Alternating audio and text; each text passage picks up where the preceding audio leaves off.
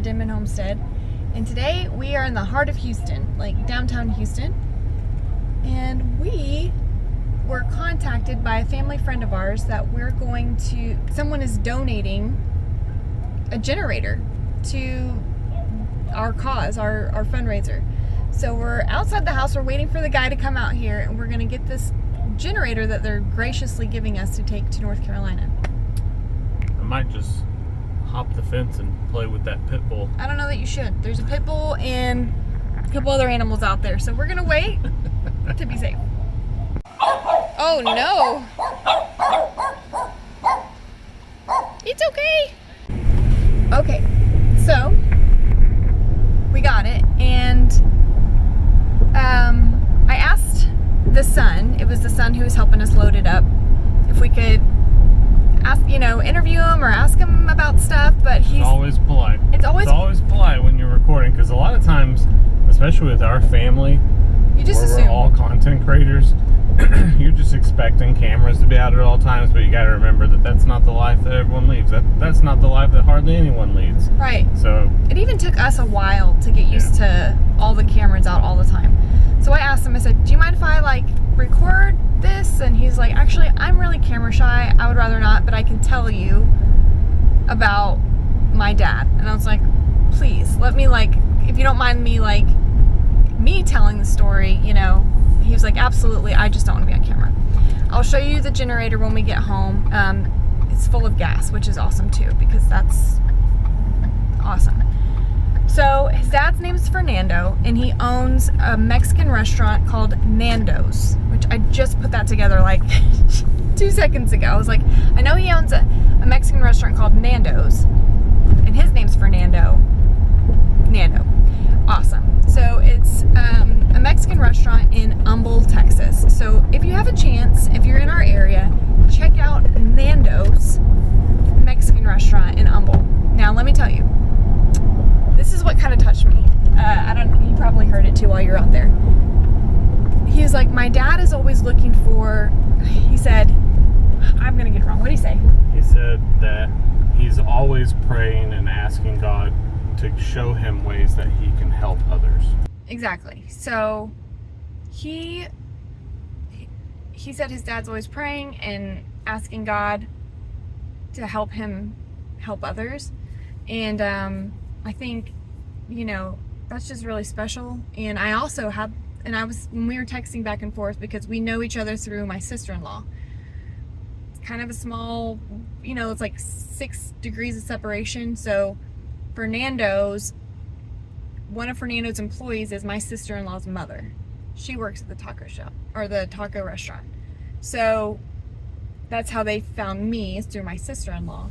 But yeah, so we went in Houston, 45 minutes away, drove to his house. His son came out to meet us. So I think it's important to mention too the fact that their house and those homes around them were also affected by flooding recently. Right. The cleanup of that flooding is still very evident all around the different homes out there, and he still wants to make sure that the people affected by Helene are getting some help. Yeah. And I just feel like that's just, I don't know, it's just like-minded people, getting together to give what they can to do something good. And this whole situation, as horrible and horrific as it is, really shows the power and the love of humankind, and what we can do when we can come together. And it just takes one person, it just takes one idea, it just takes one action to do something and to make it happen. And so yeah, that was what we're working on today. We're driving back home, and I didn't know what it was going to look like. I didn't know how big it was, and I think it's going to be perfectly fine to put on our little back hatch thing. Yeah, for sure. Our little trailer thing that we can attach. Yep. We normally put a cooler on it on the RV. We can fit it on there easy for sure. Yeah, it's very compact, but it's a larger compact model. Right. And we'll show you in a second. All right, we got it back home. It's a Predator 3500 inverter.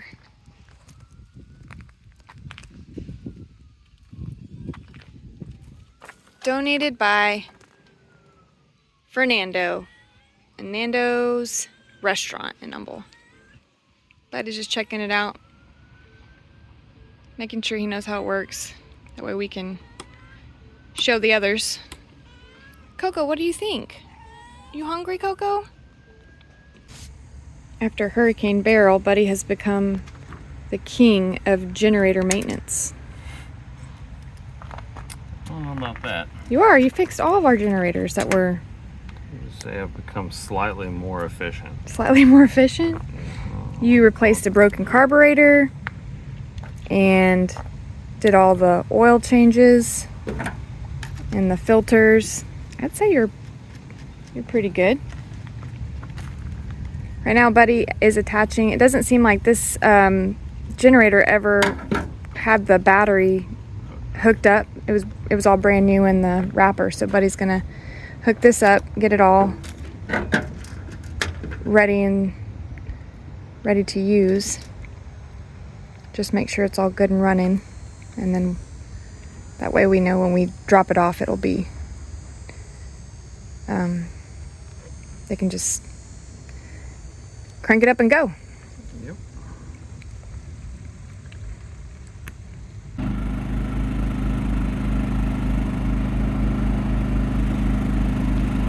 What are you going to do, babe? I'm going. Make our new neighbors feel at home? Yes. Gonna send our new neighbors a welcome gift. Give them some sugar water? Yeah, don't look at. I have not washed my suit since the flood. Yeah, you look like you've been in a war zone. I need to wash this suit so bad. The thing about bee suits though is that you can't wash them like a regular load of clothes. Yeah. It has to be no detergent, nothing fragrance. Yeah, that's true. So this has just been hanging out in the garage. It's old school. Get a tub. Yeah. Scrub. Yeah. So I'm suiting up, and we're gonna bring them a sugar water solution. It's a 1-to-1 simple syrup. Basically, it's 1 part water with 1 part sugar, and you heat it up to where it's clear. You don't really want to boil it. You can bring it to a simmer to where it's all kind of well incorporated. And then what I did is put it in this mason jar, and I refrigerated it because if you give it to them hot, you'll kill them. So make sure it's cool or room temperature.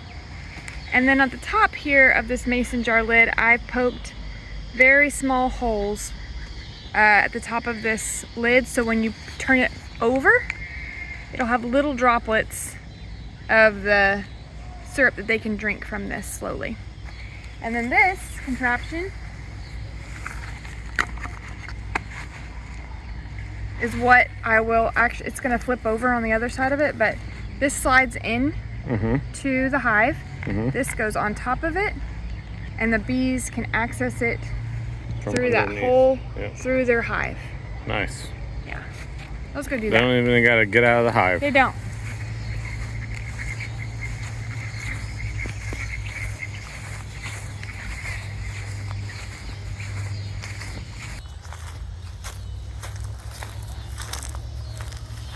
Also, while I'm over here, I'm just gonna try to figure out like their temperament and see if They freak out. they're free. Yeah, it's also nighttime, like we're getting on nighttime, so it's not the best time to be messing with the bees because they're all coming home for the day. But it's decent weather, it's not raining or overcast, so it should be okay. Okay. So I'm gonna tip this over like that. I don't know if you can see it, but just little tiny little droplets, right? Yep. I set it in here.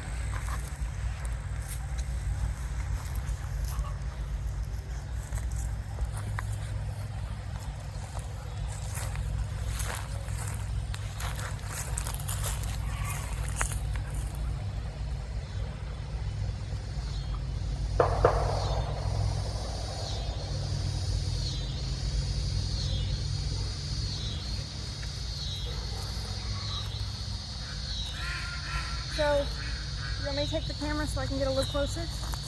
Okay. I'm gonna explain something.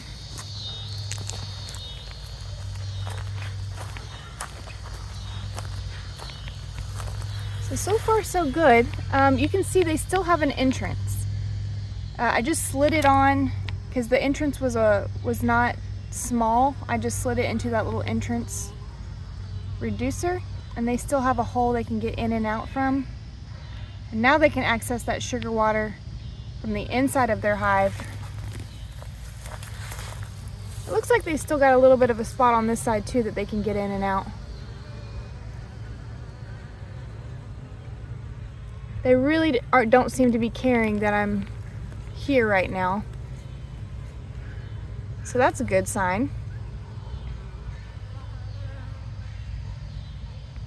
All of this stuff right here that's on that landing board is junk that they have pulled out.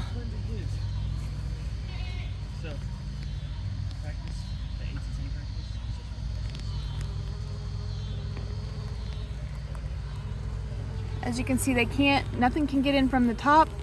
They can only get that sugar water now from the inside of the hive. And that'll just help get them established and feed them while they get going, and until we can thaw out some of those honey frames that we have. So hopefully that'll help them out for the time being. Oh, I didn't even realize we had another one over here. See, this is an old one. See, that was their entrance there, and that's where another feeder went right there. That's what that looks like. This is an entrance reducer without a spot for a feeder. That's just a small entrance. But this one, you just pop that in there.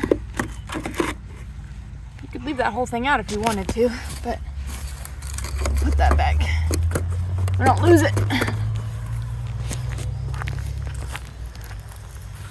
I'm just so happy that we got this wild swarm in October. Yeah, so one thing I was telling Buddy earlier today was that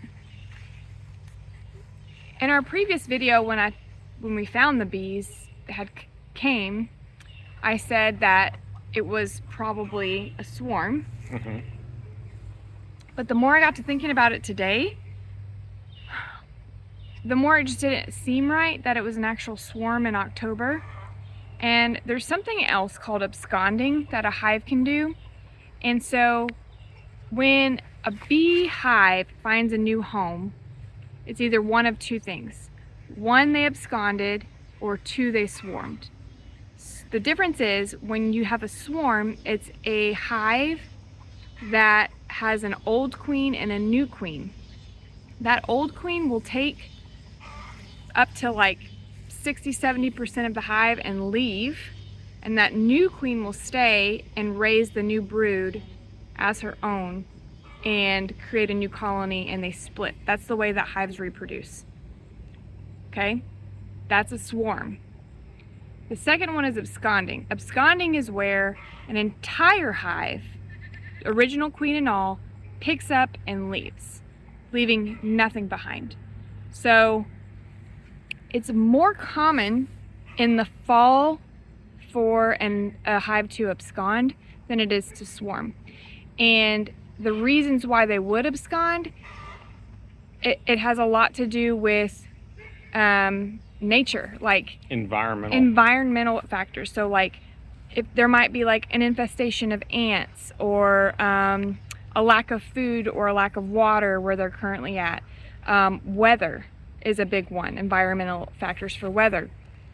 And I was telling Buddy, it's just so, and I'm not a conspiracy person. Out of the two of us, I think Buddy is the more conspiracy like weather person. And I know a lot of weird weather stuff is going on right now, like global warming or whatever, hurricanes and crazy stuff.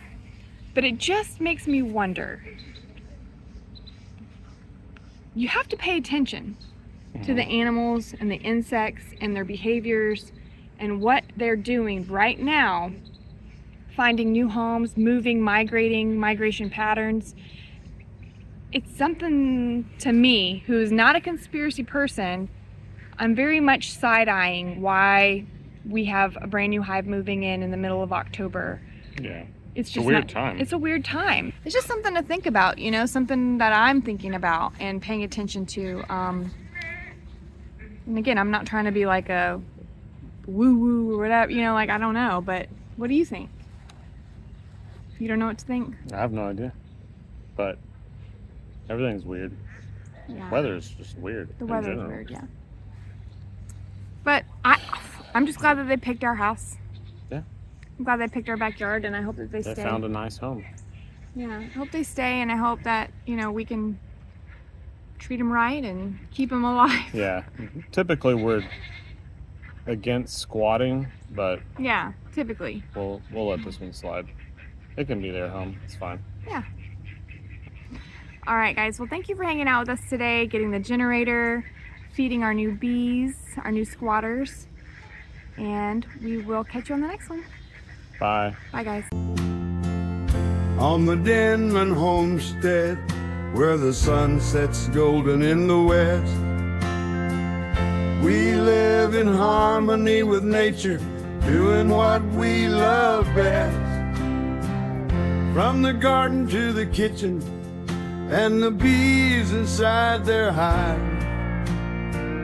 On the Denman homestead, come along and plant, nourish, thrive.